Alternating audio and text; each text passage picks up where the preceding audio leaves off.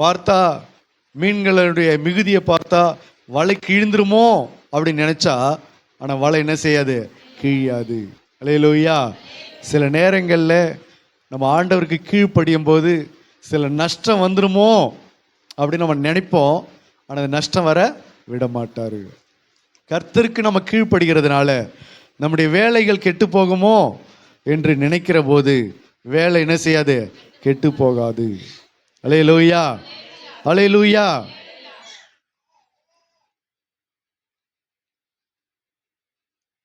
கவனிங்க, ஆண்டவருக்காக நம்ம கீழ்ப்படுகிற போது வேலை கெட்டு போக விட மாட்டார். ஆண்டவருக்காக நம்ம கீழ்ப்படியும் போது நஷ்டப்பட விட மாட்டார். ஆனால் சூழ்நிலையை பார்த்தா எப்படி தெரியும், நஷ்டப்படுற மாதிரி தெரியும், வேலை கெட்டு போகிற மாதிரி தெரியும். இப்போ உதாரணத்துக்கு ஞாயிற்றுக்கிழமை சபை, ஞாயிற்றுக்கிழமை தான் நம்மளை வேலைக்கு கூப்பிடுறாங்க. இன்னைக்கு வேலைக்கு போகிறத விட்டுட்டு சபைக்கு வந்தால் நமக்கு வருமானம் கெட்டு போயிடுமோ அப்படின்னு நம்ம நினைக்க தோணும்.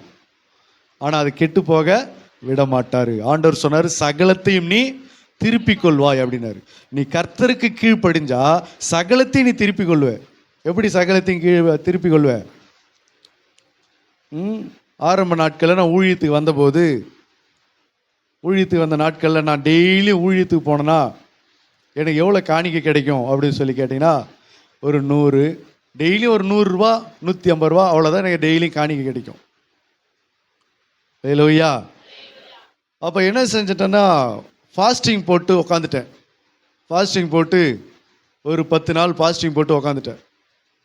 ஃபாஸ்டிங் போட்டு உக்காந்த உடனே இப்போ எனக்குள்ளே ஒரு சிந்தனை வருது. என்ன கேள்வி அப்படின்னா, டெய்லியும் ஊழியத்துக்கு போனாவே ஒரு 100 ரூபா 50 ரூபா காணிக்கை கிடைக்கும்.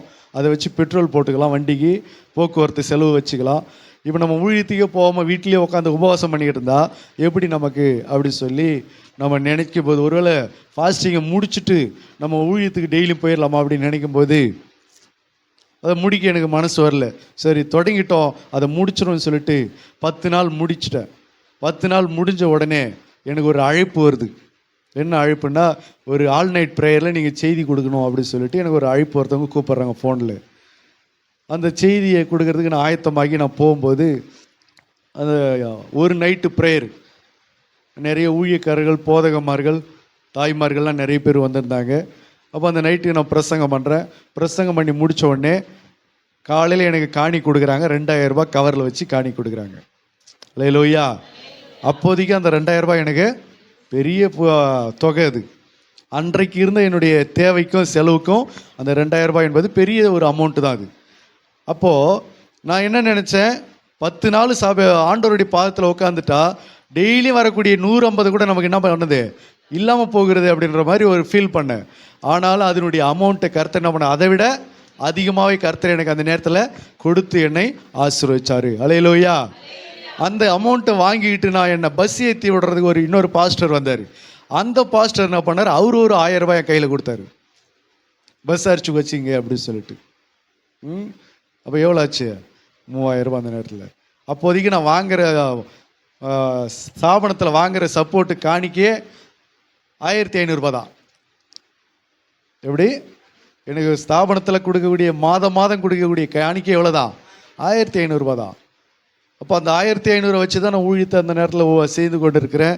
அப்போ இடையில் ஊழியத்துக்கு வெளியில் போகும்போது அங்கே கிடைக்கிற அந்த சின்ன சின்ன 10 ரூபாய் 20 ரூபாய் 50 ரூபாய் 100 ரூபாய் இப்படி கிடைக்கக்கூடிய அந்த காணிக்கை வச்சு தான் ஊழியத்தை அந்த நாட்களில் செஞ்சுட்டு இருக்கிறேன். அப்போ இந்த நேரத்தில் நான் எங்கேயுமே போகாமல் 10 நாள் உட்காந்துட்டு பிறகு இப்போ நான் நினைக்கிறேன், இந்த 10 நாள் உட்காந்துட்டா நம்மளுடைய தேவைகள் என்ன பண்ணுறது அப்படின்னு நினைக்கும் போது, அதை விட நான் அதிகமாக ஆண்டவர் என்ன பண்ணார், என்னுடைய தேவைகளை சந்தித்தார். அதுபோல் சில நேரங்களில் நம்ம சபைக்கு போனால் நம்முடைய வருமானம் கெட்டுடுமோ அப்படின்னு நம்ம நினச்சோம்னா அதுதான் தப்பு.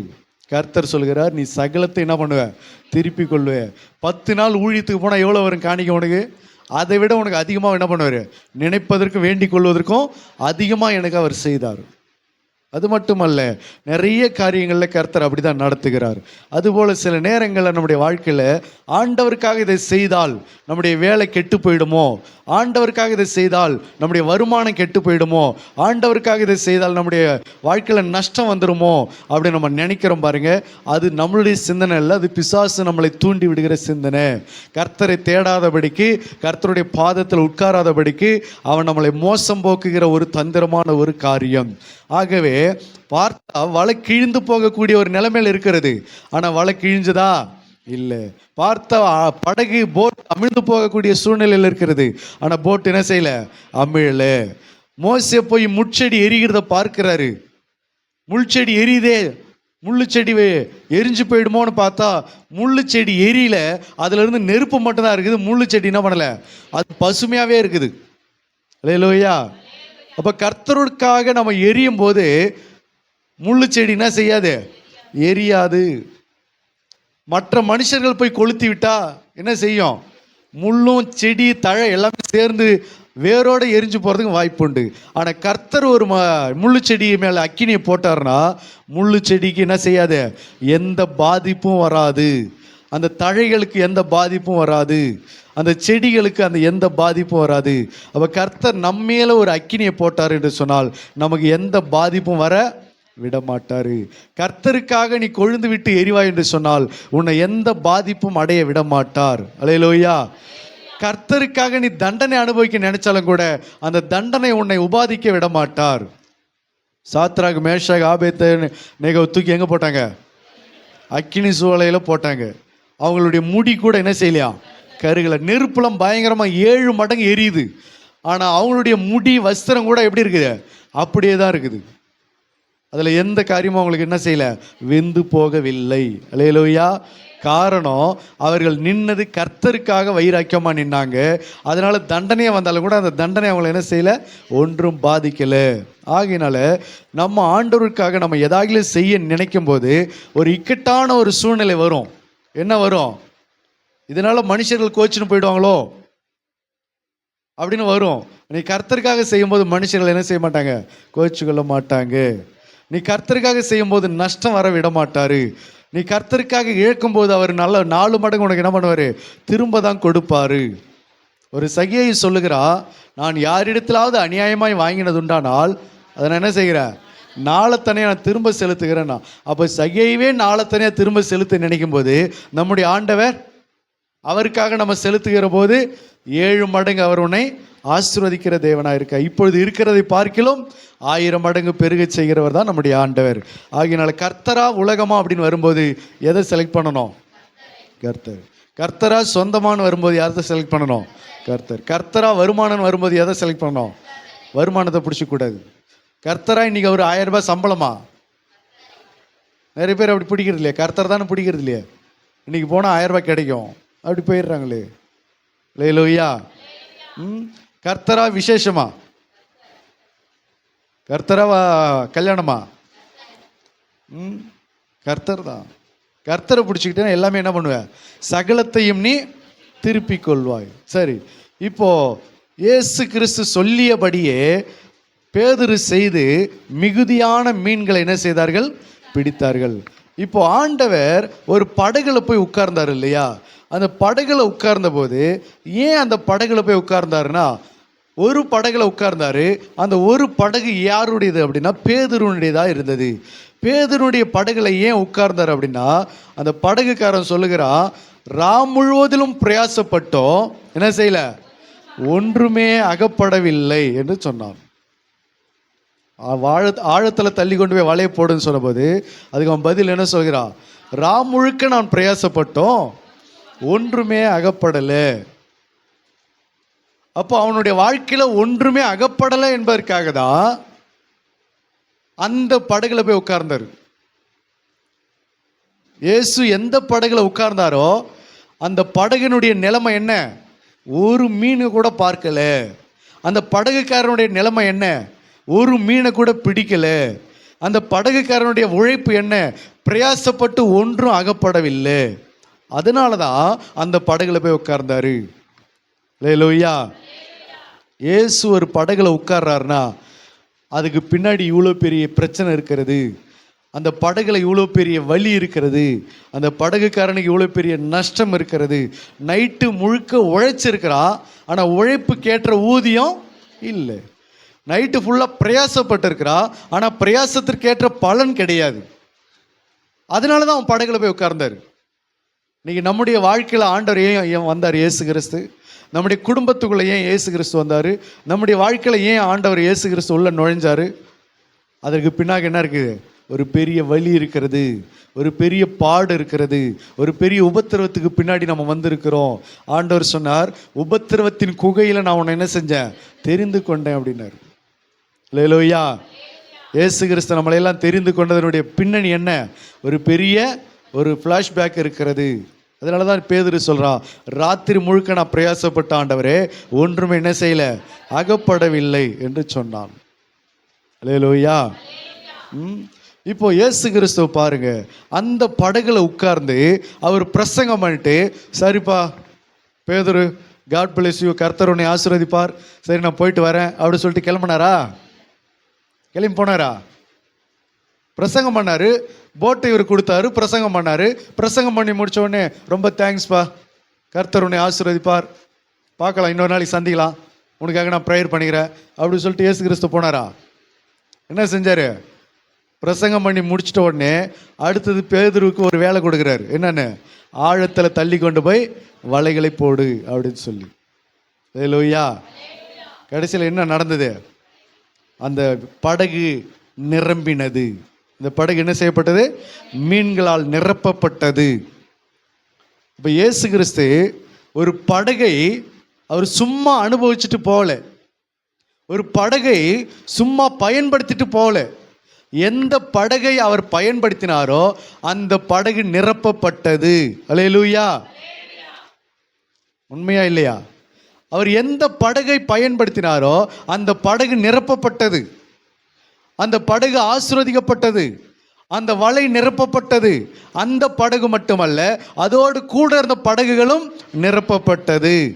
கூட இருந்த கூட்டாளிகளும் அதனால நன்மை அடைந்தார்கள். அப்படிப்பட்டவர் தான் நம்முடைய ஆண்டவராகிய இயேசு கிறிஸ்து. அல்லேலூயா.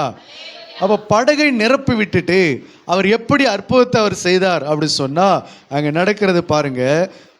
இயேசு கிறிஸ்து சொல்கிறார், போதகம் பண்ணி முடித்த பின்பு சீமோனை நோக்கி, ஆழத்தில் தள்ளி கொண்டு போய் மீன் பிடிக்கும்படி உங்கள் வலைகளை போடுங்கள் என்றார்.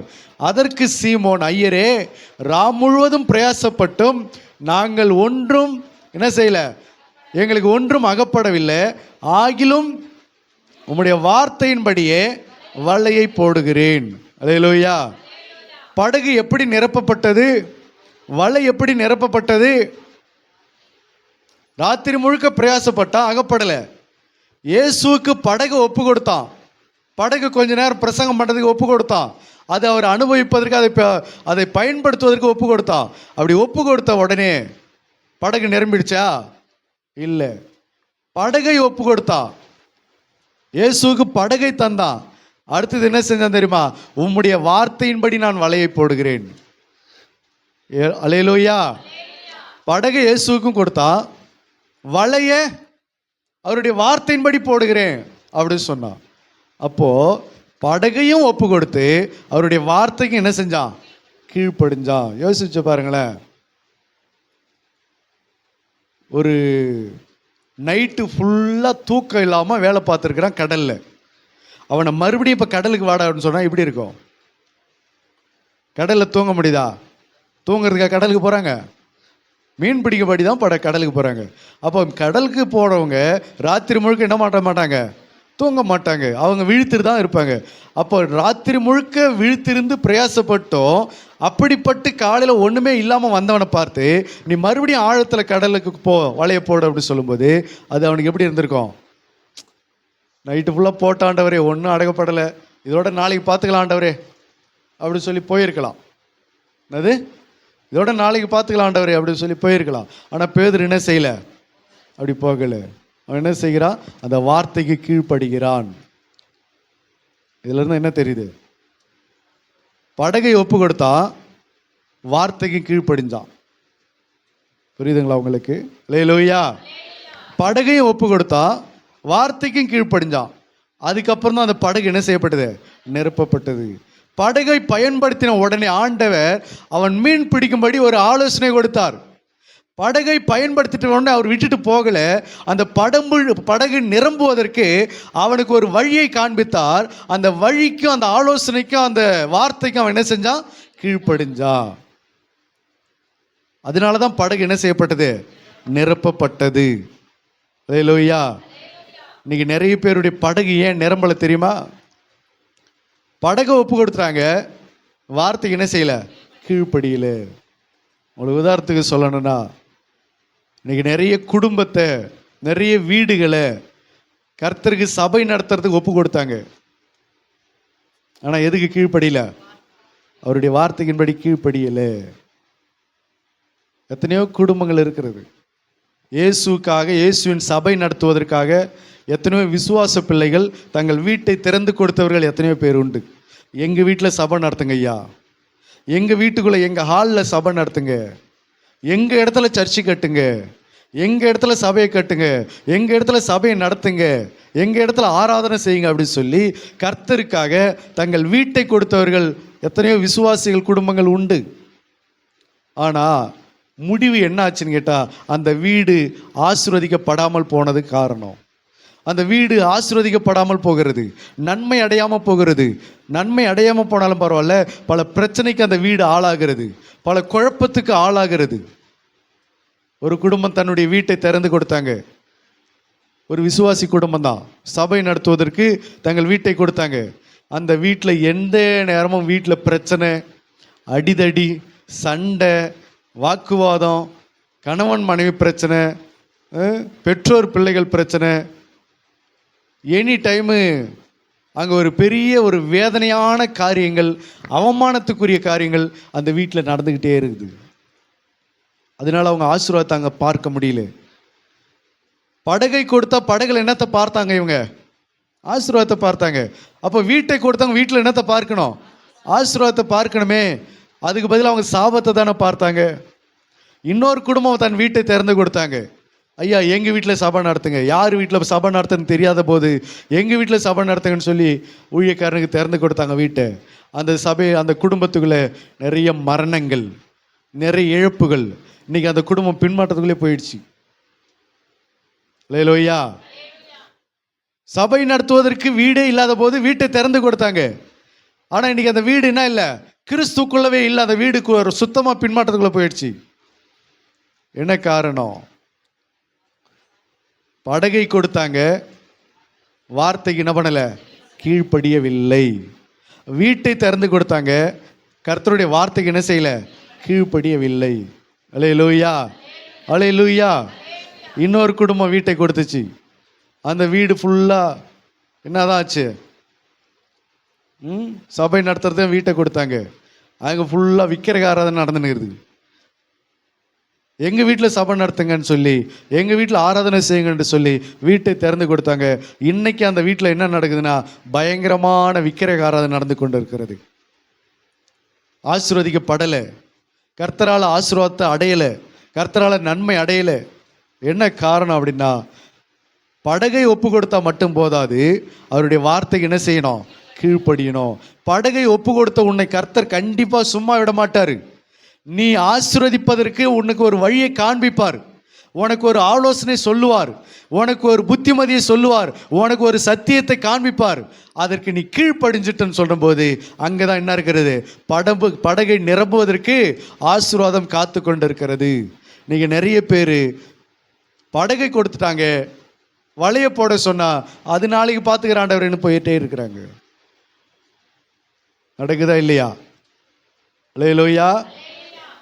ஒரு வசனத்தை வாசிங்க. 2 சாமுவேல் புஸ்தகம் 6:11. 2 சாமுவேல் 6:11.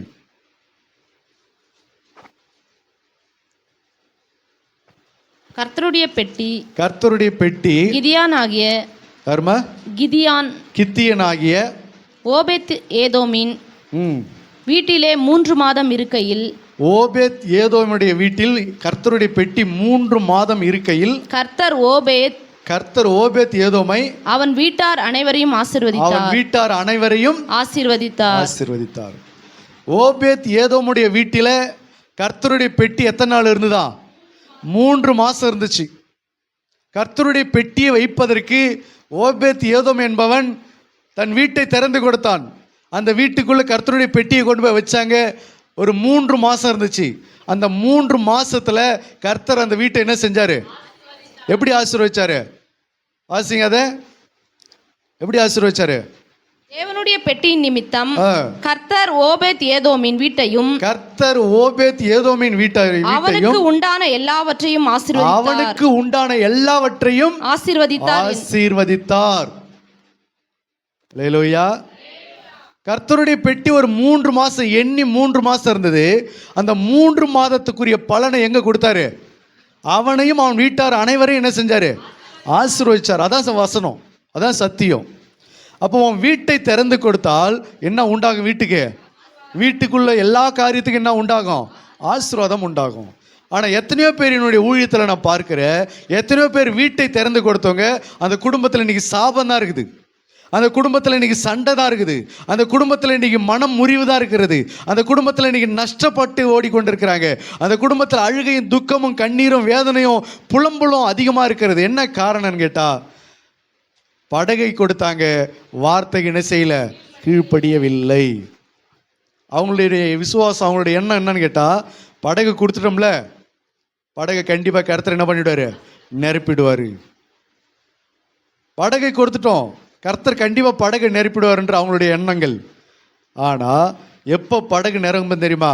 உன் படகை நிரப்புவதற்கு அவர் காத்து கொண்டு இருக்கிறார். உன் படகை அவர் சும்மா விட்டுட்டு போக அவர் மனுஷன் அல்ல. உன்னை அவர் பயன்படுத்திட்டு, உன் படகை பயன்படுத்திட்டு அவர் சும்மா வெறுமையாக விட்டுட்டு போக மாட்டார். அந்த படகை அவர் நிரப்பிட்டு தான் போவார். அதற்கு ஒரு ஆலோசனை கொடுப்பாரு பாரு. அந்த ஆலோசனைக்கு நீ காத்திருந்து செவி கொடுக்கிற பாரு. அங்கே தான் உன்னுடைய கீழ்ப்படிதல், அங்கே தான் என்ன பண்ணுது? ஆசீர்வாதத்தை கொண்டு வருகிறது. அல்லேலூயா. புரியுதுங்களா உங்களுக்கு? இன்றைக்கி நீங்கள் நிறைய குடும்பங்களை நீங்கள் பார்த்துருக்கலாம். எத்தனையோ குடும்பங்கள் தன்னுடைய குடும்பத்தை, தன்னுடைய வீட்டை கர்த்தருக்கென்று ஒப்பு கொடுத்தவங்க, அந்த குடும்பம் இன்றைக்கி நஷ்டப்பட்டு ஓடிக்கொண்டு இருக்குது. அந்த குடும்பம் பலவிதமான பிரச்சனைக்குள்ளே, பலவிதமான துன்பத்துக்குள்ளே, நஷ்டத்துக்குள்ளே இன்றைக்கு சந்தித்து கொண்டு இருக்கிறாங்க. இதற்கெல்லாம் காரணம் சமுதாயம் பார்க்க என்ன சொல்லும்? உறவினர்களும் உலக ஜனங்களும் சமுதாயமும் பார்த்து இப்போ என்ன சொல்லும்? அவங்கள ஏசாமி சபை நடத்துறதுக்கெல்லாம் அந்த வீட்டை கொடுத்தாங்க. கடைசியில் அந்த குடும்பம் என்ன ஆயிடுச்சு பார்த்தியா? அந்த குடும்பத்தினுடைய நிலைமை என்ன ஆச்சு பார்த்தீங்களா? அப்படி சொல்லி கர்த்தருடைய நாமத்தை என்ன செய்வாங்க? தூஷிக்க செய்வாங்க. ஆனால் காரணம் எங்கே நடக்குது? பிரச்சனை எங்கே இருக்குது? வீட்டை திறந்து கொடுத்தாங்க, கர்த்தருடைய வார்த்தைக்கு என்ன செய்யல? கீழ்ப்படியில் துணிகரமாக வாழ்ந்து கொண்டு இருக்கிறாங்க. அப்படி இருந்தால் என்ன நடக்கும்? ஆண்டவர் சொல்கிறாரு, கர்த்தருக்கும் பிசாசுக்கு ரெண்டுத்துக்கும் என்ன பண்ணாத? இடம் கொடுக்காத. 2 எஜமானுக்கு ஊழியம் செய்யாத. 2த்துக்கும் இடம் கொடுக்காத. 2 பழமும் ஒரே மரத்தில் இருக்கிறனால அந்த மரத்தை நீ அவாய்ட் பண்ணிடுனார். நன்மை தீமை என்கிற பழத்தை புசிக்கிற அந்த மரத்தை என்ன பண்ணிடு? அதை நீ தொடாத, அந்த பழத்தை நீ புசிக்காதன்னு சொன்னார். ஒரே மரத்தில் நன்மையும் தீமை இருந்ததுனால அதை அவாய்ட் பண்ண சொன்னார். ஆனாலும் குளிரும் 2த்தையும் என்ன பண்ணிடு? அவாய்ட் பண்ணிடு. 2 எஜமானுக்கு ஊழியம் செய்ய முடியாது அப்படின்னாரு. அதுபோல் சாத்தானுக்கும் ஆண்டவருக்கு என்ன செய்யாத? இடம் கொடுக்காத. இடம் கொடுத்தா என்ன நடக்கும்?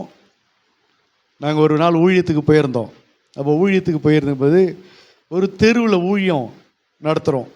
ஒரு கிராமத்துக்குள்ளே, ஒரு வில்லேஜுக்குள்ளே ஒரு தெருவில் ஜனங்களை உட்கார வச்சு நாங்கள் அங்கே பாட்டு பாடி பிரசங்கம் பண்ணுறோம். பாட்டு பாடி ஆண்டவர் மகிமைப்படுத்தி பிரசங்கம் பண்ணுறோம். ஜனங்கள்லாம் உட்காந்துட்டு இருக்கிறாங்க. நாங்கள் பக்கத்தில் பிரசங்கம் பண்ணிகிட்டு இருக்கும்போது இன்னொருத்தன் பைக்கு ஓட்டின்னு வந்தான். பைக் ஓட்டிகிட்டு வந்து அங்கே தான் பைக்கை வச்சு நல்லா ரேஸ் கொடுக்குறான். நல்லா ரேஸ் பண்ணிக்கிட்டே இருக்கிறான். பைக்கை கேப்பு விடாமல் ரேஸ் பண்ணுறான். ரேஸ் பண்ணால் எப்படி இருக்கும்? எப்படி இருக்கும் சொல்லுங்க? என்னால் பிரசங்கம் பண்ண முடியுதா? உட்காந்து கேட்குறவங்களால கேட்க முடியுதா? அங்கே ஒரு சமாதானம் இருக்குதா? அப்போ நல்லா கவனித்து பாருங்கள். ஒரு பகுதி பிரசங்கமும் நடக்குது, இன்னொரு பக்கம் பைக் ரேஸும் நடக்குது. அது ஒரே வாசலில், ஒரு வீட்டு வாசலுக்குள்ளே இது நடக்குது. அப்போ அந்த வாசலுக்குள்ளே 2 காரியமும் நடக்குது. ஒரு பக்கம் கர்த்தரை ஆராதித்து மகிமைப்படுத்தி கொண்டு இருக்கிற, இன்னொரு பக்கம் அழகழிப்பு நடந்து கொண்டு ரேஸ் திருவுறான். எனக்கும் டிஸ்டர்ப் ஆகுது, உட்கார்ந்துருக்கிற ஜனங்களுக்கும் டிஸ்டர்பன்ஸ் ஆகுது. யாருமே அவங்களும் எதுவும் பேச முடியல, நானும் எதுவும் பேச முடியல. அவன் வச்சு நல்லா திருவுறான். லேலூயா. இப்போ அந்த இடம் எப்படி இருக்குன்னு யோசிச்சு பாருங்க. அங்கே சமாதானம் இருந்ததா? காரணம் அந்த இடத்துல எது இருக்குது? ரெண்டுமே நடக்குது. ரெண்டுமே நடக்கிறதுனால அங்கே எதுதான் முன்னாடி வருது? இந்த காரியம் தான் அதிகமாக, சவுண்டு அதிகமாக இதுதான் வேலை செய்யுது. இன்னொரு ஊருக்கு ஜபத்துக்கு போயிருந்தோம், ஊழியத்துக்கு போயிருந்தோம். அங்கே ஒரு வீட்டு வாசலில் ஜனங்களை உட்கார வச்சு பிரசங்கம் பண்ணிகிட்டு இருக்கிறோம். பிரசங்கம் பண்ணிகிட்டு இருக்கும்போது அது ஒரு ஆடி 18. அப்போ ஒருத்தன் வந்தான், ஒரு 2 பேர் பைக்கில் வந்தான். வந்து நான் பிரசங்கம் பண்ணிகிட்டு இருக்கிறேன், ஜெபம் பண்ணிட்டு பிரசங்கம் பண்ணிட்டு இருக்கிறேன். அவன் என் பக்கத்தில் நின்று அசிங்கமாக திட்டிக்கிட்டு இருக்கான். நல்லா சரக்கு போட்டுக்கிறான் மனுஷன். சரக்கு போட்டுக்கிட்டு ஆடி 18க்கு எப்படி இருப்பாங்கன்னு நமக்கு நல்லா தெரியும். நல்லா சரக்கு போட்டுட்டு ராத்திரி ஒரு 7 மணி இருக்கும். அப்போ வந்து அவன் பாட்டில் அசிங்கமாக பேசுகிறான். காது கொடுத்து கேட்க முடியல. அங்கே அடுத்தது ஜெபமும் பண்ண முடியல. இப்போ அந்த வாசலில் 2 காரியமும் நடக்குது. ஜெபமும் நடக்குது, அசிங்கமான இந்த காரியமும் நடக்குது. அல்லேலூயா. அதுபோல் ஒரு குடும்பத்துக்குள்ளே நாங்கள் ஜெபத்துக்கு போகிறோம்னு வச்சுங்களா, ஒரு ரூம்பை எங்களுக்கு திறந்து கொடுத்துட்டாங்க. ஐயா நீங்கள் இதில் ஆராதனை ஜெபம் பண்ணுங்க அப்படின்னு. இன்னொரு ரூம்பை ஒரு குடிக்கிற ஒரு 4-5 பசங்களுக்கு திறந்து கொடுத்துட்டாங்க. சரக்கு அடிக்கிற பார்ட்டி வச்சுருக்கிற பசங்களுக்கு திறந்து கொடுத்துட்டாங்க. அது பக்கத்து ரூம்பு தான். நாங்கள் இங்கே ஜெபம் பண்ணுறோம், பக்கத்து ரூமில் என்ன நடக்கும்? நல்லா சரக்கு அடிச்சுட்டு எப்படி இருக்கோம்? நாங்கள் அல்லேலூயா சொன்னால் அவன் ஒரு கற்றுவான். நாங்கள் ஆமேன்னு சொன்னால் அவன் ஒரு சவுண்டு போடுவான். நாங்கள் ஜெபம் பண்ணுன்னா அவன் ஒரு கற்றுவான். அப்போ இது ரெண்டும் ஒரே இடத்துல நடக்கும்போது எப்படி இருக்கு அந்த குடும்பம், அந்த வீடு எப்படி இருக்காங்க? அடுத்து நம்ம ஜெபம் பண்ண முடியுமா? அதே போல தான் ஆண்டவர் சொல்கிற நம்முடைய வாழ்க்கையில் கர்த்தருக்கு கீழ்ப்படிஞ்சு கர்த்தருக்கு மட்டும் நீ இடம் கொடுத்தா அந்த படகு நிரம்பும். கர்த்தருக்கு கீழ்ப்படிஞ்சு கர்த்தருக்கு மட்டும் வீட்டை கொடுத்தா அந்த வீடு நிரம்பும் ஆசீர்வாதத்தினால, நன்மையினால. நீ கர்த்தருக்கு வீட்டையும் கொடுத்துட்ற, பிசாசுக்கு இடமும் கொடுத்துட்ற. கர்த்தருக்கு படகையும் கொடுத்துட்ற, பிசாசுக்கு உன் வாழ்க்கையில் இடமும் கொடுத்துட்ற. கர்த்தருக்கு கீழ்ப்படிய மாட்டேங்கிற. அவள் கீழ்ப்படியாததுனால அந்த குடும்பத்தில் என்ன நடக்கும்? பெரிய அலகழிப்பு தான் நடக்கும், பெரிய போராட்டம் தான் நடக்கும், பெரிய பிரச்சனைகள் தான் நீ அங்கே சந்திக்க வேண்டியதாக இருக்கும். உன் வீட்டையும் படகையும் கொடுத்த நீ கர்த்தருடைய வார்த்தைக்கு என்ன செய்யணும்? கீழ்ப்படிய வேண்டும். அல்லேலூயா. இன்னைக்கு நிறைய பேர் படகை கொடுத்துட்டு வார்த்தைக்கு கீழ்ப்படியாமல் போகிறதுனால தான் படகு இன்னும் என்ன செய்யப்படலை? நிரம்பவில்லை. அப்போ படகை கொடுத்தவங்க வார்த்தைக்கு என்ன செய்யணும்? கீழ்ப்படிய வேண்டும். அல்லேலூயா, அல்லேலூயா. கௌதாரி, கௌதாரி தெரியல? இந்த கௌதாரி என்ன செய்யுமா? முட்டை இட்டு அது அவயங்காக்காமல் போயிடுமா. கௌதாரி என்ன செய்யுமா? முட்டை மட்டும் இடுமா, அது என்ன செய்யாதா? அவயங்காத்து அதை குஞ்சு பொறுக்கி விடாதான். வாசிங்க ஒரு வசனம், எரேமியாவின் புஸ்தகம் 17:11.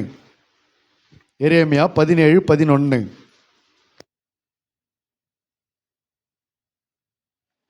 அநியாயமாய் ஐஸ்வர்யத்தை சம்பாதிக்கிறவன் முட்டையிட்டு அவயம் காத்தும் குஞ்சு பொறிக்காமற் போகிற கௌதாரிக்கு சமானமாய் இருக்கிறான். கௌதாரி என்ன செய்தான்? முட்டையிட்டு குஞ்சு பொறிக்காம போயிருதான். அப்போ அது முட்டை இட்டதே என்னதான்? வேஸ்டாக போகுது இல்லையா? அந்த மாதிரி நீ படகை கொடுத்து, என்னது கவனிக்கிறீங்களா? படகை கொடுத்து அவருடைய வார்த்தைக்கு கீழ்ப்படியாமல் போயிட்டேன்னு சொன்னால் நீ படகை கொடுத்ததே வேஸ்டாக போயிடும். படகு கொடுத்தது பிரயோஜனம் இல்லாமல் போயிடும். படகு என்னன்னு கொடுத்த? என் படகு நிரம்பணும்னு சொல்லி தானே கொடுத்த. என் படகு ஆசீர்வாதமாக இருக்கணும்னு சொல்லி தானே கொடுத்த. என் படகு நன்மையினால் நிரம்பணும்னு சொல்லி தானே கொடுத்த. அப்போ அப்படி கொடுத்த நீ ஆசீர்வாதத்தை எதிர்பார்த்து படகை ஆண்டவருக்கு ஒப்பு கொடுத்த நீ ஆண்டவருடைய வார்த்தைக்கு என்ன செய்யணும்? கீழ்ப்படினோம். ஆழத்தில் வலைய போடுன்னு சொன்னால் ஆழத்தில் போய் போடணும். ராத்திரி முழுக்க நான் போட்டு பார்த்துட்டு ஆண்டவரே ஒன்றும் கிடைக்கல, நான் நைட்டு ஃபுல்லாக பிரயாசப்பட்டு ஒன்றும் அகப்படலைன்னு சொல்லிட்டு நீ கீழ்ப்படியாமல் போயிட்டுனா படகு வெறுமையாக தான் இருக்கும். படகு எப்படி இருக்கும்? அது நிரம்பாது, வெறுமையாக தான் இருக்கும். இன்னைக்கு ஏன் நிறைய குடும்பம் கர்த்தருக்குன்னு குடும்பத்தை கொடுத்தவங்க, வீட்டை கொடுத்தவங்க, இன்னும் வீடு வாசல் எல்லாத்தையும் கர்த்தருக்கு அர்ப்பணிச்சவங்க, ஏன் அந்த வீடு வாசல் ஆசீர்வதிக்கப்படலை? என்ன காரணம்? ஓபேத் ஏதோ 3 மாதம் என் வீட்டை கொடுத்தா, 3 மாதத்துக்குரிய ஆசீர்வாதத்தை அந்த குடும்பத்தை ஃபுல்லாக கொடுத்தாரு. இன்னைக்கு சபை நடத்த 1 வருஷம் கொடுத்தவங்களாம் உண்டு, 2 வருஷம் சபையை வீட்டை கொடுத்தவங்க உண்டு, 5 வருஷம் வீட்டை கொடுத்தவங்களாம் உண்டு. அப்படி பல நாட்கள் வீட்டை சபைக்கென்று, கர்த்தருக்கென்று, ஊழியத்திற்கென்று கொடுத்தவங்க. அந்த வீட்டில் இன்னைக்கு சண்டையும் தொல்லைகளும் வேதனைகளும் தான் நிரம்பி இருக்கிறது. என்ன காரணம்னா, வீட்டை கொடுத்தாங்க, கர்த்தருடைய வார்த்தைக்கு என்ன செய்யலை? கீழ்ப்படியவில்லை. அல்லேலூயா. அப்படி செய்யும்போது அங்கே என்ன உண்டாகும்? அதுதான் சொன்னது, ஒரே வீட்டில் 2த்துக்கும் இடம் கொடுத்தாக்கா என்ன நடக்கும்? கர்த்தருக்கு நீ படகை கொடுத்து அவருடைய வார்த்தைக்கு நீ கீழ்ப்படுகிற ஆளாக இருந்தா, பிசாசுக்கு நீ இடம் கொடுக்க மாட்டேன். நீ என்ன செய்யறேன்னா, கர்த்தருக்கு வீட்டையும் கொடுத்துட்ற, பிசாசுக்கு இடமும் கொடுத்துட்ற. அப்போ அது என்ன நடக்கும்? உள்ள ஒரு பக்கம் ஜெபம் நடக்கும், ஒரு பக்கம் அராஜகம் நடக்கும், ஒரு பக்கம் இங்கே ஆராதனை நடக்கும், ஒரு பக்கம் சண்டை நடக்கும். அங்கே சமாதானம் இருக்காது. ஒரு பக்கம் அனலாக இருக்கும், இன்னொரு பக்கம் குளிராக இருக்கும். இது ரெண்டும் கலந்து வெது வெதுப்பாக இருக்கும். கர்த்தர் அதை வாந்தி பண்ணி போடுவார். ஒன்று நன்மையாகவும் இருக்காது, தீமையாகவும் இருக்காது. அது ஒரு குழப்பத்தில் ஓடிக்கிட்டு இருக்கும். ஆகியனால தான் சொல்கிறார், பிசாசுக்கு என்ன செய்யாதீங்க? இடம் கொடுக்காதீங்க. கர்த்தருக்கு இடம் கொடுத்த நீங்கள் கர்த்தருடைய வார்த்தைக்கு என்ன செய்யணும்? கீழ்ப்படிய வேண்டும். அல்லேலூயா. அது மட்டுமல்ல, ஒரு குடும்பம் கர்த்தருக்கே ஊழியம் செஞ்சது. ஒரு குடும்பமே கர்த்தருக்கு என்ன செஞ்சது? ஊழியம் செஞ்சது. கடைசியில் அந்த குடும்பம் என்ன ஆச்சுன்னு கேட்டால் அழிஞ்சு தான் போச்சு. தகப்பன்லேருந்து பிள்ளைகள்லேருந்து எல்லாரும் கர்த்தருக்கு ஊழியம் செஞ்சாங்க. கடைசியில் அதனுடைய முடிவு என்ன? அந்த குடும்பம் அழிஞ்சது. அல்லேலூயா. யார் குடும்பம்? ஏலி, ஓப்னி, பினெகாசு, அவருடைய மருமக எல்லாம் சேர்ந்து அந்த குடும்பமே கர்த்தருக்காக ஊழியம் செய்வதற்காக அர்ப்பணிச்சுக்கிட்ட குடும்பம். ஊழியத்திற்கென்று, சபைக்கென்று தங்களை அர்ப்பணித்து கொண்ட குடும்பம். கடைசியில் அந்த குடும்பம் என்னாச்சு? ஒரே நாளில் மரிச்சு போனாங்க. ஊழியம் செஞ்சால் மரணம் வருமா? ஊழியம் செஞ்சால் ஆசீர்வதிக்கப்படுமா? மரணம் வருமா? அல்லேலூயா. ஆனால் அந்த குடும்பம் என்னாச்சு? செத்து போச்சு. அப்போ ஊரில் இருக்கிறவங்களாம் பார்த்தா என்ன சொல்லியிருப்பாங்க? இந்த குடும்பம் ஊழியம் செஞ்சது கர்த்தருக்கு. கடைசியில் இந்த குடும்பம் என்ன ஆயிடுச்சு? பார்த்து அந்த குடும்பத்துக்கு வந்த நிலைமையை ஒரே நாளில் எல்லாம் செத்து போனாங்க பாரு. ஒரே நாள் அந்த குடும்பம் அழிஞ்சது பாரு. காரணம், ஓப்பனியும் பிணைகாசும் பண்ணது வெளியில் என்ன பண்ணாது? யாருக்கும் தெரியாது. அழிஞ்சது மட்டும்தான் தெரியும். அப்போ காரணம், கர்த்தருக்கு ஊழியம் செய்வதற்கு அர்ப்பணிச்சுக்கிட்டாங்க, ஆனால் அவருடைய வார்த்தையின்படி செய்வதற்கு அவர்கள் அர்ப்பணிக்கவில்லை. அப்போ ஏன் அந்த குடும்பம் இன்னைக்கு அழிஞ்சது? ஊழியம் செய்த குடும்பம் ஏன் இன்னைக்கு அழிஞ்சது? ஊழியத்திற்கென்று அர்ப்பணிச்சாங்க, ஆனால் வார்த்தைக்கு என்ன செய்யலை? கீழ்ப்படியவில்லை. துணிகரம் கொண்டு அந்த வாலிபர்களுடைய பாவம் மகா பெரிதாக இருந்தது என்று வேதம் சொல்கிறது. மகா பாவிகளாக இருந்தார்கள் என்று வேதம். பேலியாளின் பிள்ளைகளாக இருந்தார்கள். ஆனால் குடும்பமே, பிள்ளைகள் எல்லாரும் தகப்பன்லேருந்து பிள்ளைகள் வரைக்கும் எல்லாரும் கர்த்தருடைய பெட்டியை சுமக்கவும், ஆராதனை செய்யவும், பலி செலுத்தவும், கர்த்தருடைய ஆசரிப்பு கூடாரத்தில் ஊழியம் செய்யவும், தூபம் காட்டவும் குடும்பமே தங்களை அர்ப்பணிச்சுக்கிட்டாங்க. ஆனால் கர்த்தருடைய சமூகத்தில் அவருடைய வார்த்தைக்கு என்ன செய்யலை? கீழ்ப்படியாமல் போனதுனால அவர்கள் ஆசீர்வதிக்கப்படலை, அழிந்து தான் போனாங்க. இன்னைக்கு நிறைய குடும்பம் ஊழியம் செஞ்சு அழிஞ்சது பார்க்குறோமா இல்லையா? எத்தனையோ குடும்பம் ஊழியம் செஞ்சு என்னாச்சு? பாவம் செஞ்சு அழிஞ்சது. இன்னொரு குடும்பம், சில குடும்பம் ஊழியம் செஞ்சு அழிஞ்சது. பார்க்குறவங்க என்ன சொல்லுவாங்க? அந்த குடும்பம் எவ்வளோ ஊழியம் செஞ்சது, ஆண்டவருக்காக எவ்வளோ தூரம் ஊழியம் செஞ்சது. இன்னைக்கு கடைசியில் அந்த குடும்பத்தினுடைய நிலைமை என்னாச்சு பாரு. காரணம், ஊழியத்திற்குன்னு அர்ப்பணிச்சுட்டாங்க, ஊழியத்துக்குன்னு தங்கள் வாழ்க்கையை கொடுத்துட்டாங்க, ஆனால் அவருடைய வார்த்தையின்படி என்ன பண்ணலை? செய்யாமல் நடக்காமல் போனது தான் இந்த அழிவுக்கு காரணம். எத்தனை பேருக்கு புரியுது? அல்லேலூயா. அது மட்டுமல்ல, இன்னொரு மனுஷனை நீங்கள் பார்த்தீங்கன்னு சொன்னால், மோசே கூட யோசுவா சுத்தனான். யாரு? மோசே கூட யார் சுத்தனா? யோசுவா சுத்தனா. யோசுவா சுத்தும்போது கர்த்தர் அவனை வெறுமையாக விட்டாரா? ஆண்டவர் சொன்னார் யோசுவாவை பார்த்து, நான் மோசையோடு இருந்தது போல உன்னோடும் இருப்பேன், உன்னை விட்டு விலகுவதும் இல்லை, உன்னை கைவிடுவதும் இல்லை, நீ கலங்காத, திகையாத, பயப்படாத, அப்படியெல்லாம் சொல்லி அவனை ஆசீர்வதித்து அவனை இஸ்ரவேல் ஜனங்களுக்கு தலைவனாக, அதிபதியாக, நியாயாதிபதியாக கர்த்தர் ஏற்படுத்தினார். அல்லேலூயா. ஆனால் யோசுவா யார் பின்னாடி சுத்தினா? மோசே பின்னாடியே சுத்திக்கிட்டு வந்தான். அப்படியே இன்னொரு வாலிபன் எடுத்துங்க, எலியா பின்னாடி எலிசா சுத்தினான். எலியா பின்னாடியே சுத்திட்டு தான் எலிசா. எலியாவுக்கு என்ன அடைஞ்சுதான்? எலியாவுக்கு என்ன கிடைச்சது? எலியாவின் மேலிருந்த ரெட்டிப்பான வரம் எலிசாவுக்கு கிடைத்தது. எலியா செய்த அற்புதத்தை விட அதிகமாக செய்யக்கூடிய ஒரு பெரிய தீர்க்கதரிசியா எலிசா மாறினான். அப்போ எலியா பின்னாடி சுத்தன எலிசாவுக்கு நஷ்டப்பட்டு போனானா? சீரிய நாடு அவனை பார்த்து பயந்தது. சீரிய நாட்டு ராஜா அவனை பார்த்து நடுங்கினான். தளபதி பார்த்து அவனை நடுங்கினான். கர்த்தர் அவனை எடுத்து வல்லமையாக பயன்படுத்தினார். எலியாவுக்கு பின்னாடி எலிசா சுற்றிக்கிட்டே இருந்தான். அப்படியே இன்னொருத்தவன் எலிசா பின்னாடி கேயாசி சுத்தினான். கேயாசினுடைய நிலைமை என்னாச்சு? குஷ்டரோகம் பிடிச்சி அலைஞ்சான். யோசிச்சு பாருங்க, எலியாவுக்கு பின்னாடி எலிசா சுத்தினா என்ன நடந்தது? ரெட்டிப்பான வரங்களை பெற்றான். எலிசாவுக்கு பின்னாடி கேயாசி சுத்தினா குஷ்டரோகம் அலைஞ்சு வீட்டுக்கு போனான். இப்போ எங்க நடந்திருக்குது மிஸ்டேக்கு? சொல்லுங்க. எலியாவுக்கு பின்னாடி எலிசா தன் வாழ்க்கையை அர்ப்பணிச்சுக்கிட்டா, அவனுடைய வார்த்தையின்படி செஞ்சான், கர்த்தருடைய வார்த்தைக்கும் கீழ்ப்படிஞ்சான். மோசேக்கு பின்னாடி சுத்தின யோசுவா தன்னுடைய வாழ்க்கையை அர்ப்பணிச்சுட்டா, கர்த்தருக்கும் கீழ்ப்படிஞ்சான். ஆனால் கேயாசி எலிசாவுக்கு பின்னாடி சுத்தினா தன் வாழ்க்கையை எலிசாவுக்கு அர்ப்பணிச்சா, ஆனால் எலிசாவுடைய வார்த்தையின்படி என்ன செய்யல? கீழ்ப்படியில. கடைசியில் சாபத்தையும் குஷ்டரோகத்தையும் வாங்கிட்டு தான் வீட்டுக்கு போனான். இப்போ எங்க நடந்திருக்குது மிஸ்டேக்கு? அல்லேலூயா. எலிசாவுக்கு ரெட்டிப்பான வரம் கிடைக்குது. எலியா மேல இருந்த ஆவியின் வரம் எலிசாவுக்கு ரெட்டிப்பான வரம் கிடைக்குது.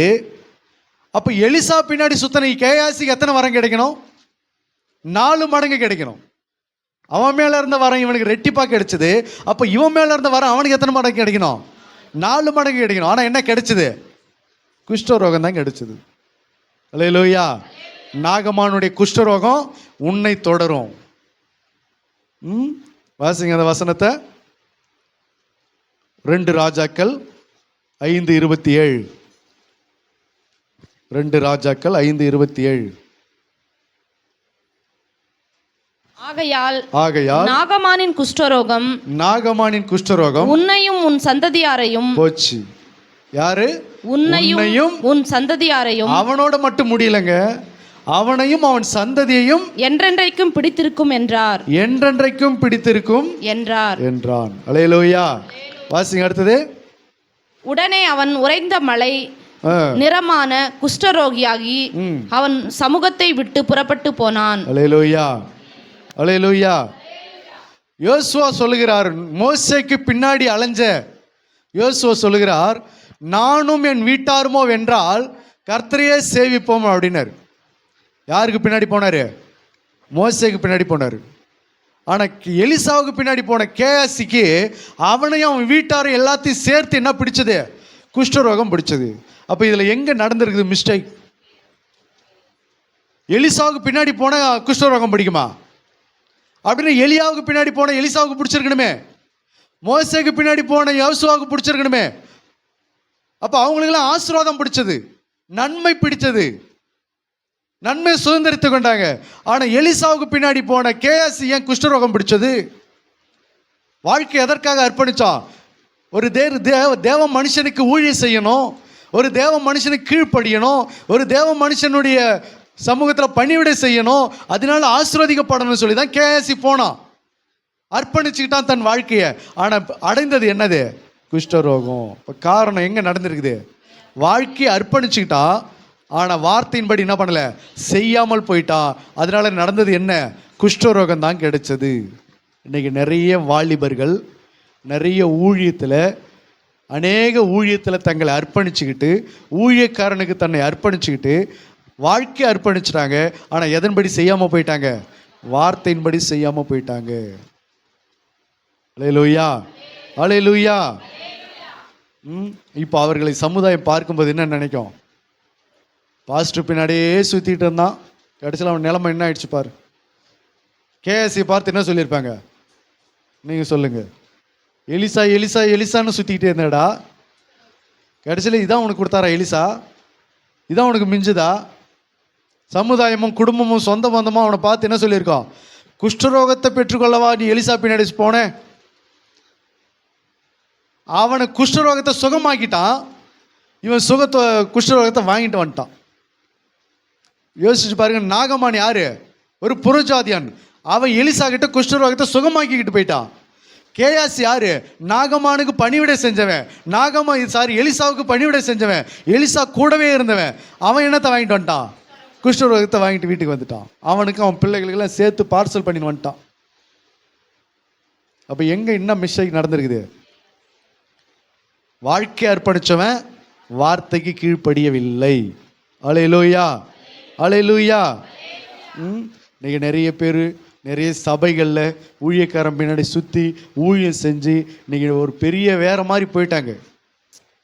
வேற மாதிரி வாழ்க்கை விரக்தி ஆயிடுச்சு. பல பிரச்சனைகளை சந்திக்க போயிட்டாங்க. அந்த பாஸ்டருக்காக நான் ஓடி உழைச்சி கடைசியில் எனக்கு இதுன்னு ஆச்சு அப்படியெல்லாம் சொல்லி இன்னைக்கு வேற மாதிரி போயிட்டு அவர்கள் ரட்சிப்பை இழந்துட்டாங்க. கர்த்தருடைய ரட்சிப்பை என்ன செஞ்சுட்டாங்க? எழுந்து இன்னைக்கு நிற்கிறவர்களாம் அவர்கள் நிறைய பேர் பின்மாற்றத்துலையும் போயிட்டாங்க. இப்போ காரணம், கர்த்தருக்கு வாழ்க்கையை அர்ப்பணிச்சவங்க வார்த்தைக்கு என்ன செய்யணும்? கீழ்ப்படியணும். ரொம்ப கவனமாக இருக்கணும். வாழ்க்கையை அர்ப்பணிச்சிட்டோம்ல, கர்த்தர் நம்மளை அப்படியே ஆசீர்வச்சிட அப்படிலாம் கிடையாது. வீட்டை திறந்து கொடுத்துட்டோம்ல, கர்த்தர் ஆசீர்வச்சிட அப்படிலாம் கிடையாது. கர்த்தருக்காக இதை கொடுத்தேன்ல, கர்த்தர் நம்மளை ஆசீர்வச்சிட அப்படிலாம் கிடையாது. கர்த்தருக்காக நீ அர்ப்பணிச்சன்னா அவருடைய வார்த்தைக்கு என்ன செய்யணும்? கீழ்ப்படிஞ்சாதான் அதனுடைய படகை 2 மடங்கு நீ அனுபவிக்க முடியும். அதனுடைய ஆசீர்வாதத்தை 2 மடங்கு பல மடங்கு நீ அதை பெற்றுக்கொள்ள முடியும் திரும்ப. ஏன்னா கர்த்தர் படகை அனுபவிச்சுட்டு அவர் படகை வெறுமையாக விட்டுட்டு போகிறவர் அல்ல. உன் வீட்டை அனுபவிச்சுட்டு வெறுமையாக விட்டுட்டு போகிறவர் அல்ல. உன் குடும்பத்தை அனுபவிச்சுட்டு வெறுமையாக விட்டுட்டு போகிறவர் அல்ல. அவர் 2 மடங்கு திரும்ப கொடுக்கிறவர். எப்படி கொடுப்பார்? அவருடைய வார்த்தைக்கு கீழ்ப்படியும் போது. அல்லேலூயா. அது மட்டுமல்ல, கர்த்தருக்கு காணிக்கை கொடுத்தாங்க. யாரு? சாரிபாத்து விதவை தேவனுடைய மனுஷனுக்கு கொஞ்சம் எண்ணெயும் கொஞ்சம் மாவும் கொடுத்தாங்க. நிறையலாம் இல்லை, கொஞ்சம் ஒரு 2 வடை சுடலாம், 2 அப்பம் சுடலாம், அந்த மாதிரி தான் இருந்துச்சு. இப்போ கொஞ்சம் எண்ணெயும் கொஞ்சம் மாவையும் கொண்டு தேவனுடைய மனுஷனுக்கு அதை காணிக்க கொடுத்தாங்க. நடந்தது என்ன? தேவனுடைய மனுஷன் எலியா சொன்னார், என்னுடைய வார்த்தையின்படியே போய் ஆயத்தப்படுத்தினார். என்னது? என்னுடைய வார்த்தையின்படியே போய் ஆயத்தப்படுத்து. வசனம் வாசிங்க அந்த வசனத்தை.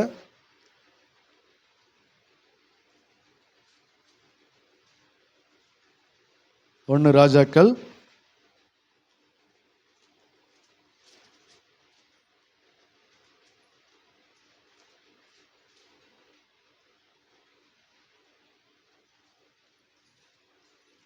17ஆம் அதிகாரம்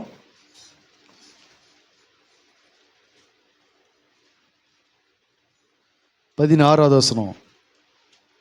கர்த்தர் எலியாவை கொண்டு சொன்ன வார்த்தையின்படியே பானையிலே மா செலவழிந்து போகவும் இல்லை, கலசத்தில் எண்ணெய் குறைந்து போகவும் இல்லை. அல்லேலூயா. அந்த பஞ்ச காலம் முடிகிற வரைக்கும் அந்த எண்ணெயும் மாவும் அவங்க குடும்பத்தில் இருந்து என்ன செய்யல? குறையவே இல்லை. அல்லேலூயா. எவ்வளோ கொடுத்தாங்க எலியாவுக்கு சாரிபாத்து விதவை? கொஞ்சம் எண்ணெயும் கொஞ்சம் மாவும் தான், ஒரு ரொட்டி சுட்டு கொடுத்தாங்க.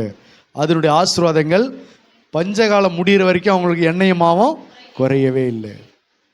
அப்படியே இன்னொரு இடத்துல நீங்கள் பார்த்தீங்கன்னா அப்போஸ்தலர் 5ஆம் அதிகாரத்தில் அனனியா சப்பீரால் என்கிறவங்க காணியாட்சியை விற்று கொண்டாந்து கொடுத்தாங்க.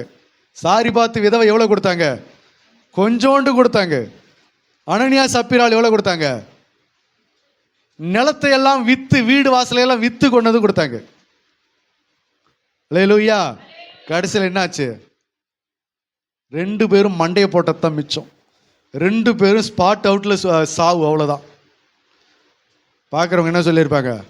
வீடு வாசலை பூரா கொண்டு போய் விற்று காணிக்கை கொடுத்த, கடைசியில் உனக்கா இந்த நிலைமை, உன் குடும்பத்துக்கு அந்த நிலைமை, அந்த கடவுளுக்கு கண் இல்லை, அந்த ஆண்டவருக்கு கண் இல்லை. ஆண்டவருக்குன்னு நிலத்தையெல்லாம் விற்று காணிக்கா கொடுத்தே, கடைசியில் அவன் குடும்பம் அழிஞ்சு போச்சேம்மா. பாரு அந்த குடும்பம் என்ன ஆச்சு பாரு. தன்னுடைய நிலத்தையும் சொத்து பத்தெல்லாம் விற்று கொண்டு போய் காணிக்க கொடுத்தாங்க. அந்த குடும்பம் அழிஞ்சு போனதான் மிச்சம், எல்லாம் செத்து போனதான் மிச்சம். அப்படி தானே சொல்லியிருக்கோம். அது எப்படி கொஞ்சம் எண்ணெயும் கொஞ்சம் மாவும் கொடுத்தவங்களுக்கு பஞ்சகாலம் முழுக்க எண்ணெயும் மாவும் குறையாத அளவுக்கு ஆசீர்வதிச்சாரு. அதே ஆண்டவர் தான் நிலத்தையே விற்று கொண்டு போய் கொடுத்தவங்களே அழிஞ்சே போயிட்டாங்களே, குடும்பமே இல்லாமல் போயிடுச்சு. என்ன காரணம்? எங்கே நடந்தது மிஸ்டேக்? நிலத்தையே விற்று கொடுக்கறதுக்கு அர்ப்பணிச்சுட்டாங்க. ஆனால் அவருடைய வார்த்தையின்படி செய்வதற்கு என்ன செய்யலை? அர்ப்பணிக்கல. பரிசுத்த ஆவியின் இடத்துல பொய் சொல்லி நிலத்தின் கிரயத்தை கொஞ்சம் வஞ்சித்து ஏமாற்றினார்கள். அதனால என்ன ஆச்சு? எல்லாமே முடிஞ்சு போச்சு. அல்லேலூயா. அப்போ கர்த்தருக்கு நம்ம காணிக்க கொடுத்துட்டோம்ல, கர்த்தர் ஏன் இன்னும் என்னை ஆசீர்வதிக்கல? கர்த்தருக்கு நான் இவ்வளோ செஞ்சேன்ல, கர்த்தர் ஏன் என்னை ஆசீர்வதிக்கல? கர்த்தருக்காக நான் அவ்வளோ கொடுத்தேன்ல, கர்த்தர் ஏன் என்னை ஆசீர்வதிக்கல? கர்த்தருக்காக கொடுத்த, ஆனால் கர்த்தருடைய வார்த்தைக்கு நீ கீழ்ப்படியாமல் போனேன்னு சொன்னா கவுதாரி முட்டையிட்டு அதை குஞ்சு பொறிக்காமல் விட்டுட்டு போகிறதுக்கு சமம். அது படகை கொடுத்தேன்னு சொன்னா படகுடைய வார்த்தைக்கு, ஆண்டவருடைய வார்த்தைக்கு என்ன செய்யணும்? கீழ்ப்படிஞ்சு வலையை போட கற்றுக்கணும். இன்னைக்கு காணிக்க கொடுக்குறோம், கர்த்தருடைய வார்த்தைக்கு என்ன செய்ய மாட்டோம்? கீழ்ப்படியாமல் போயிடுறோம். அப்போ ஏன் இன்றைக்கி நிறைய பேர் சொல்கிறாங்களே, நாங்கள் ஆண்டவருக்காக அவ்வளோ செஞ்சோம், சர்ச்சுக்காக இவ்வளோ செஞ்சோம், ஊழியத்துக்காக நாங்கள் அவ்வளோ செஞ்சோம், பாஸ்டருக்காக நாங்கள் அவ்வளோ செஞ்சோம், ஆனால் எங்களுக்காக இந்த நிலைமை, எங்கள் குடும்பத்துக்காக இந்த நிலைமை, ஆண்டவருக்காக ஊழியத்துக்காக நாங்கள் அள்ளி அள்ளி கொடுத்தோம், சபைக்காக நாங்கள் அள்ளி கொடுத்தோம், ஊழியத்துக்காக நாங்கள் எவ்வளோ தூரம் செஞ்சோம், ஆனால் நாங்கள் கடைசியில் இப்படி ஆகிட்டோமே. என்ன காரணம்? என்ன ரீசன்? கொஞ்சம் எண்ணெயும் கொஞ்சம் மாவுக்கே கர்த்தர் பலன் கொடுத்துட்டாரு. ஒரு கலசம் தண்ணீர் கொடுத்தாலே அதுக்கு பலன் நீ அடையாமல் போவது இல்லை என்று கர்த்தர் சொன்னார். ஒரு டம்ளர் தண்ணீர் கொடுத்தாலே அதுக்கு பலன் உண்டுன்னு சொன்னவர், நிலத்தையே விற்று சொத்தா நிலத்தை கிரயத்தை கொண்டு வந்து கொடுத்தவங்களுக்கு ஏன் குடும்பம் அழிஞ்சு போனது மிச்சமாச்சு? வார்த்தையின்படி செய்யல. அப்போ ஏன் இன்னைக்கு நிறைய பேர் காணிக்க கொடுத்த பலன் அடையாமல் போகிறாங்க? என்ன காரணம்? பலனை அடையிறதுக்கு தான் கர்த்தர் வச்சிருக்கிறாரு. பலனை திரும்ப கொடுப்பதற்காக தான் கர்த்தர் காத்து கொண்டு இருக்கிறாரு. பல மடங்கு உன்னை திரும்ப ஆசீர்வதிப்பதற்காக தான் கர்த்தர் வெயிட் பண்ணுறாரு. ஆனால் நீ என்ன செய்யறன்னா, காணிக்கையின்படி காணிக்கை கொடுக்கறதுக்கு அர்ப்பணிச்சுக்கிட்ட அவருடைய வார்த்தைக்கு என்ன பண்ண மாட்டேங்கிற? கீழ்ப்படிய மாட்டேங்கிற. மோசே எடுத்துக்கொள்ளுங்களேன், தன்னுடைய வாழ்க்கையை ஊழியம் செய்யறதுக்கு அர்ப்பணிச்சுக்கிட்டான், ஆனால் அவருடைய வார்த்தைக்கு கீழ்ப்படியாமல் போனான். எண்ணாகமோ வாசிக்க வேண்டாம், எண்ணாகமோ 20ஆம் அதிகாரத்தில் 7வது வசனத்திலிருந்து 12வது வசனம் வரைக்கும் நீங்கள் பார்த்தீங்கன்னு சொன்னால், அவருடைய வார்த்தையின்படி செய்யாமல் போனதுனால ஆண்டவர் சொன்னார், நீயும் கானான் பக்கம் போக முடியாதுன்ட்டாரு. சொன்னாரா இல்லையா? நீ போக முடியாது. ஆனால் மோசேனுடைய வாழ்க்கை தள்ளாத வயசில், முடியாத காலத்தில் 80 வயசில் என்னத்தை ஆண்டவருக்கு ஒப்பு கொடுத்தான்? தன் சரீரத்தை, தன்னுடைய வாழ்க்கையை, தன்னுடைய குடும்பத்தை ஆண்டவருக்கு முழுவதும் அர்ப்பணிச்சான். ஆனால் கானானுக்குள்ளே போக முடியல. என்ன காரணம்? அவருடைய வார்த்தையின்படி ஊழியம் செய்யவில்லை. என்ன எடுத்துக்கிட்டீங்கன்னு சொன்னால், நானும் ஊழியம் செஞ்சேன், ஆனால் ஆசீர்வாதமாக இல்லை. என் வாழ்க்கையை அர்ப்பணிச்சுக்கிட்டேன் ஆண்டவருக்காக, அவருடைய அழைப்புக்காக, அவருடைய ஊழியத்துக்காக என்னுடைய வாழ்க்கையை அர்ப்பணிச்சுட்டேன், என் குடும்பத்தை அர்ப்பணிச்சுட்டேன், ஆனால் நான் ஆசீர்வாதமாக இல்லை. ஆனால் எப்போ நான் அவருக்கு கீழ்ப்படி ஆரம்பிச்சனோ அதுக்கப்புறம் தான் கர்த்தரை நான் ஆசீர்வதிக்க ஆரம்பித்தார்.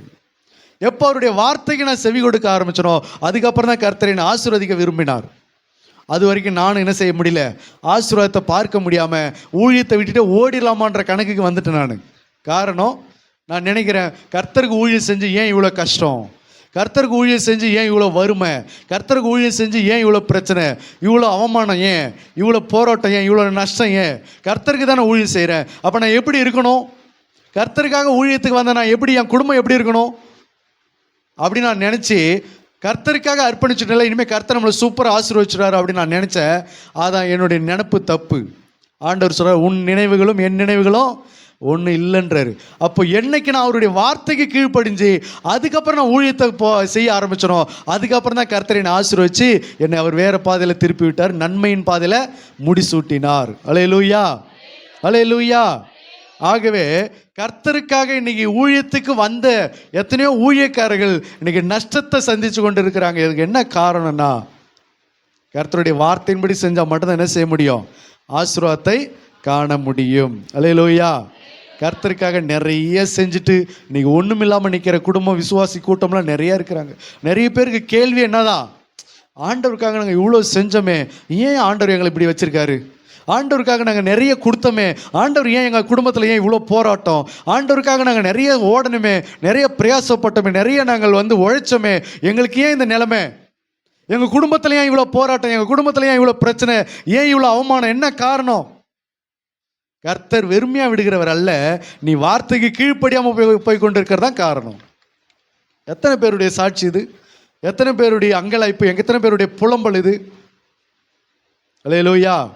அந்த ஆண்டவருக்காக நாங்கள் அவ்வளோ செஞ்சோம் பாஸ்டர், அந்த பாஸ்டருக்காக நாங்கள் அவ்வளோ செஞ்சோம், அந்த பாஸ்டரை நாங்கள் அப்படி பார்த்துக்கிட்டோம், அந்த சபைக்காக நாங்கள் அப்படி உழைச்சோம், அந்த சபை கட்டும்போது நாங்கள் அவ்வளோ ஓடி உழைச்சோம். ஆனால் இன்றைக்கி பாருங்கள், எங்கள் குடும்பத்தை, எங்கள் குடும்பத்தினுடைய வருமானம் பாருங்கள், எங்கள் பிள்ளைகளை பாருங்கள், ஒன்றுமே நல்லா இல்லை, யாரும் ஆசீர்வாதமாக இல்லை, பூரா பிரச்சனை, ஃபுல்லாக எல்லாம் தரித்திரம், போராட்டம், வியாதி, சண்டைகள், கலக்கங்கள் தான் நிரம்பிடுது குடும்பத்தில். என்ன காரணம்? கர்த்தருக்காக அர்ப்பணிச்சுக்கிட்ட நீ ஆண்டவருடைய வார்த்தைக்கு என்ன செய்யல? கீழ்ப்படியாமல் போயிட்டு. அல்லேலூயா. இன்னொரு மனுஷன் எடுத்துக்கிட்டிங்கன்னா அப்போஸ்தலர் 10:2 கொர்நேலியுவை பற்றி சொல்லப்படுகிறது. அப்போஸ்தலர் 10:2 அவன் தேவ பக்தி உள்ளவனும் தன் வீட்டார் அனைவரோடும் தேவனுக்கு பயந்தவனுமாய் இருந்து ஜனங்களுக்கு மிகுந்த தருமங்களை செய்து எப்பொழுதும் தேவனை நோக்கி ஜெபம் பண்ணி கொண்டிருந்தான். அல்லேலூயா. கொர்நேலியுனுடைய வாழ்க்கையில நிறைய தர்மம் பண்றான், நிறைய தான தர்மம், நிறைய மிகுதியா பண்ணுகிறான். ஆனா என்ன செய்கிறான்? தேவனுக்கு பயந்து அவருடைய வார்த்தைக்கு கீழ்ப்படிந்து அவன் ஜெபம் பண்ணி கொண்டிருக்கிறான். கவனிக்கிறீங்களா? நிறைய தர்மம் பண்றான், நிறைய தான தர்மம் நிறைய உண்டு அவன் வாழ்க்கையில, நிறைய நன்மைகள் செய்கிறான், எத்தனையோ பேர் இல்லாதவங்களுக்கெல்லாம் ஹெல்ப் பண்றான். அடுத்ததான் அவன் என்ன செய்கிறான்? அவருடைய வார்த்தையின்படியும் வாழ்வதற்கு தன்னை அர்ப்பணித்து கொண்டான். இன்னைக்கு நிறைய பேர் நீங்க கவனிச்சு பார்த்தீங்கன்னா தான தர்மம் நிறைய பண்ணிட்டு இன்னைக்கு ஒண்ணும் இல்லாம கிடக்குறாங்க. நிறைய பேருக்கு அள்ளி உதவி செஞ்சுட்டு இன்னைக்கு ஒண்ணும் இல்லாம ஓடா தேஞ்சு கிடக்குறாங்க. எவ்வளோ பேருக்கு கேட்டவங்களுக்கெல்லாம் இல்லைன்னாம அள்ளி கொடுத்துட்டு இன்னைக்கு ஒரு ரூபாய்க்கு கஷ்டப்படுறாங்க, ஒரு 100 ரூபாய் பணத்துக்கு கஷ்டப்படுறாங்க. என்ன காரணம்? தான தர்மம் பண்றதுக்கு அர்ப்பணிச்சுக்கிட்டாங்க, ஆனால் அவருடைய வார்த்தைக்கு என்ன செய்யல? கீழ்ப்படியல. அதனால தான தர்மம் பண்ணியும் அவங்களுக்கு அது பலன் கொடுக்காமல் போய்விட்டது. பேதுரு யோசிச்சு பாருங்க, பேதுரு படகை கொடுத்து அவருடைய வார்த்தையின்படி செய்யாம, நான் நைட்டு ஃபுல்லாக வலையை போட்டு பார்த்துட்டாண்டவர், ஒன்றுமே அகப்படலை, நான் அப்புறமா பார்த்துக்கிறாண்டவர், டயர்டாக இருக்குது, நான் போய் படுகிறேன் அப்படி சொல்லி போயிருந்தா படகு நிரம்பி இருக்கும், வலை நிரம்பி இருக்கும், 2 படகு நிரம்பி இருக்கும், அன்னைக்கு உரிய வருமானம் அவங்களுக்கு கிடைச்சிருக்காது. அப்போது எவ்வளவு டயர்டாக இருந்தாலும் பரவாயில்ல, எவ்வளவு தூக்கமாக இருந்தாலும் பரவாயில்ல, எவ்வளவு பிரயாசப்பட்டு இருந்தாலும் பரவாயில்ல, ராத்திரி முழுக்க உழைச்சிருந்தாலும் பரவாயில்ல, அவருடைய வார்த்தைக்கு நான் கீழ்ப்படுகிறேன்னு சொல்லி இப்போ வலையை போட்டான் பாருங்க. ஆகிலும் உம்முடைய வார்த்தையின்படியே நான் கஷ்டப்பட்டேன் தான் இல்லைன்னு சொல்லலை, நான் நைட்டு ஃபுல்லாக பிரயாசப்பட்டேன் இல்லைன்னு சொல்ல, ஆகிலும் உம்முடைய வார்த்தையின்படி நான் வலையை போடுகிறேன்னு அந்த வார்த்தைக்கும் கீழ்ப்படிதான் பாருங்க. அங்கே தான் படகு நிரம்பினது, அங்கே தான் வலைகள் நிரம்பினது, அங்கே தான் கூட இருக்கிறவர்களும் நன்மை அடைஞ்சாங்க, கூட இருக்கிறவங்களும் அந்த வருமானத்தை பார்த்தாங்க அன்றைக்கு. அல்லேலூயா. அப்போ பேதுரு தன் வாழ்க்கையில் என்ன செஞ்சான்? படகையும் கொடுத்தான், வார்த்தைக்கும் கீழ்ப்படிஞ்சான். இன்னைக்கு நிறைய பேர் படகு கொடுத்துட்டு வார்த்தைக்கு கீழ்ப்படியாமல் போயிட்டே, அட நீங்கள் என்ன சொல்கிறது, நான் என்ன கேட்குறதுன்னு போயிட்டே இருக்கிறாங்க.